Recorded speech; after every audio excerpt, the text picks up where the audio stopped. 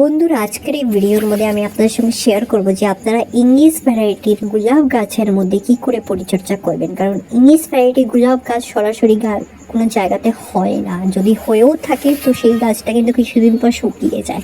তো গাছকে যদি অবশ্যই আপনারা বাঁচাতে চান, গাছকে মধ্যে থেকে কিন্তু প্রচণ্ড পরিমাণে ফ্লাওয়ারিং নিতে চান, তাহলে অবশ্যই এই টিপস অ্যান্ড ট্রিক্স আপনাদেরকে ফলো করতে হবে। ইংলিশ ভ্যারাইটি গাছগুলো কিন্তু খুবই সেন্সিটিভ গাছ। সরাসরি আপনার নার্সারি থেকে গিয়ে যখন নেই পছন্দ করে নিয়ে আসবেন, বাড়িতে আনার পর কিন্তু ফুল হয় না, কোনো গ্রোথ হয় না, অনেকে কমেন্টে বলে। তো আজকের এই ভিডিও দেখার পর আপনাদের গাছের মধ্যে এরকম প্রত্যেকটি ডাজে ডাজে কিন্তু নতুন নতুন ব্রাঞ্চেস বের হতেই থাকবে এবং নতুন নতুন কুড়ি কিন্তু অলরেডি ফুটতে থাকবে, কোনো শেষ হবে না। তো যারা নতুন এসেছেন আমার চ্যানেলের মধ্যে, অবশ্যই আমার চ্যানেলকে সাবস্ক্রাইব করে আমার পাশে থাকবেন, কারণ এটা আমার নতুন চ্যানেল। আপনারা যদি অল্প আমাকে সাপোর্ট করেন, আমি এগিয়ে যাওয়ার সাহস পাবো। তো বন্ধুরা, ভিডিওটা একদমই স্কিপ করবেন না, স্কিপ করলে গুরুত্বপূর্ণ অনেক জিনিস মিস আউট করে ফেলবেন। চলুন বন্ধুরা, ভিডিওটা শুরু করা যাক।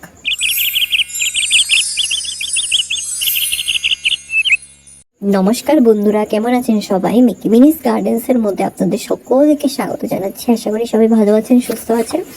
তো বন্ধুরা, আজকের এই ভিডিওটা অনেকটা ইন্টারেস্টিং হতে চলেছে, কারণ আজকের এই ভিডিওর মধ্যে আমি আপনাদের সঙ্গে শেয়ার করবো যে আপনারা ইংলিশ ভ্যারাইটি গোলাপ গাছের সঠিক পরিচর্যা কী করে করবেন। আমি কিন্তু এই সমস্ত গাছগুলো প্রায় আমার কাছে 1.5 বছর থেকে আমি কিন্তু গরমের মধ্যে প্রচণ্ড কষ্ট করে কিন্তু গাছগুলোকে বাঁচিয়েছি গ্রিন নেট দিয়ে। তো গরমের মধ্যে কিন্তু অনেকের গাছ মারা যায়, গাছ বাঁচাতে পারেন না, তো গ্রিন নেটের ব্যবহার করবেন। আর অবশ্যই গাছের মধ্যে কিন্তু সঠিক পরিচর্যা করবেন, গাছে বেঁচে যাবে। এবং শীতের মধ্যে কিন্তু গোলাপ গাছের সঠিক সময় গাছ তখনই কিন্তু ফ্লাওয়ারিং করে, গ্রোথ বাড়ায়, নতুন নতুন ব্রাঞ্চেস বের করে। আর অনেকে বলছে আমাদের ইংলিশ ভ্যারাইটি জবা গাছের মানে গোলাপ গাছের মধ্যে কোনো গ্রোথ নেই, কেন, ওয়াই কোনো গ্রোথ নেই? তো বন্ধুরা, ইংলিশ ভ্যারাইটি গোলাপ গাছগুলো কিন্তু খুবই সেন্সিটিভ। হুট করে কিন্তু অল্প সঠিক ভুলও যদি হয়ে যায় আমাদের পরিচর্যার মধ্যে, তাহলে কিন্তু তখন গাছের পাতাগুলো হলুদ হয়ে ঝরে পড়ে যায়, একদম ব্রাঞ্চেস বের করাই কিন্তু বন্ধ করে দেয়। তো আমাদেরকে কিন্তু গাছগুলোর মধ্যে বুস্টিং করাতে হবে, ইমিউনিটি প্রোভাইড করতে হবে, যাতে গাছ সুস্থ থাকে। গাছ যদি সুস্থ থাকে, অবশ্যই গাছের মধ্যে নতুন নতুন গ্রোথ হবে এবং গাছের শেকড়টাকে কিন্তু ডেভেলপ করতে হবে। আর এখানে দেখতেই পাচ্ছেন প্রচণ্ড পাতাগুলো কিন্তু হেলদি টকটক করছে সবুজে। পাতার মধ্যে কিন্তু নিয়মিত আপনারা প্রায় ফাঙ্গিসাইডের ব্যবহার করবেন। ফাঙ্গিসাইড কিনে পাওয়া যায়, সেটা স্প্রে করবেন, খুব ভালো রেজাল্ট পাবেন। তার পরবর্তীতে কিন্তু আপনারা একটা জিনিস করতে পারেন, পাতার মধ্যে কিন্তু আপনারা 2টো রসুনের কোয়া পেস্ট বানিয়ে স্প্রে করতে পারেন, কোনো ফাঙ্গাস পোকামাকড়ে আক্রমণ হবে না। আর এই যে দেখেন, ডালের মধ্যে কিন্তু নতুন নতুন গ্রোথ হচ্ছে। আর সবচেয়ে ইম্পর্টেন্ট কথা হলো প্রুনিং। অক্টোবর মাসে কিন্তু প্রুনিং করার কথা গোলাপ গাছের মধ্যে, বাট আমি কিন্তু এখানে জাস্ট সফট প্রুনিং করেছিলাম। যে সমস্ত ফুলগুলো কেটে ঝরে পড়ে গেছে, সেই সমস্ত ফুলগুলোকে কেটে কেটে যখনই কুড়ি আসছিল গরমের মধ্যে, আমি কিন্তু কুড়িগুলোকে ফুটতে দেইনি। সেই গরম থেকে কিন্তু আমি কুড়িগুলো কেটে কেটে আসছি, নখ দিয়ে পিঞ্চ করে করে আসছি, তখনই কিন্তু প্রুনিং অটোমেটিক হয়ে গেছে। আর এই যে দেখেন, ব্রাঞ্চেস থেকে কিন্তু নতুন ডাল বের করার জন্য কিন্তু এটা একটা টোটকা। এই টিপস অ্যান্ড ট্রিক্স কিন্তু আমি এই ভিডিওর মধ্যে প্রথম শেয়ার করছি। এই টিপস অ্যান্ড ট্রিক্স ফলো করে কিন্তু আমার গাছের মধ্যে প্রচণ্ড পরিমাণে কিন্তু ফুলে এবং কুড়িয়ে এবং নতুন ব্রাঞ্চেসে ভরে গেছে।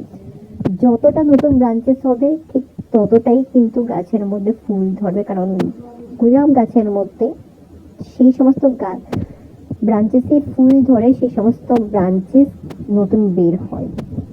আর এখানে দেখেন, এরকম ঘষে ঘষে আপনারা দেবেন। ঘষে ঘষে দেওয়ার পর কিন্তু আপনারা গাছের মধ্যে কোনো স্প্রে করবেন না, নাহলে কিন্তু এই লিকুইড ফর্মটা চলে যাবে। আর অ্যালোভেরা খুবই গুরুত্বপূর্ণ গাছের মধ্যে। অ্যালোভেরা লিকুইড ফার্টিলাইজার হোক, অ্যালোভেরা ডাইলুট করে স্প্রে হোক, সব কিছু আপনারা ব্যবহার করতে পারবেন। আর এখানে দেখেন, ভালো করে কিন্তু আমি কফি পাউডারগুলোকে কিন্তু একটা লিকুইড বানিয়ে জাস্ট অল্পটুকু নেবো, তারপর অল্প জল দিয়ে গাছের শেকড়ের মধ্যে দিয়ে দেবো।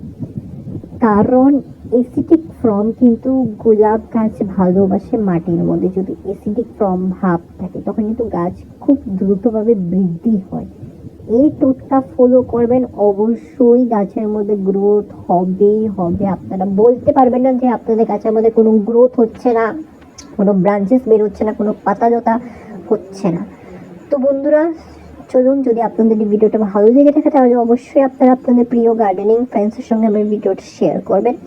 আর অবশ্যই আমার চ্যানেলের পাশে থাকবেন। আর এই টোটকা শুধু ইংলিশ ভ্যারাইটির গোলাপ গাছের মধ্যে নয়, আপনারা দেশি ভ্যারাইটি গাছের মধ্যে প্রয়োগ করতে পারেন, খুব ভালো রেজাল্ট পাবেন।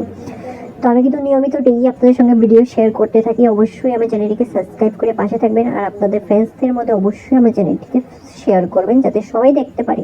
তো চলুন বন্ধুরা, সবাই ভালো থাকবেন, সুস্থ থাকবেন, দেখা হচ্ছে খুব শিগগিরই পরে ভিডিওতে। ধন্যবাদ।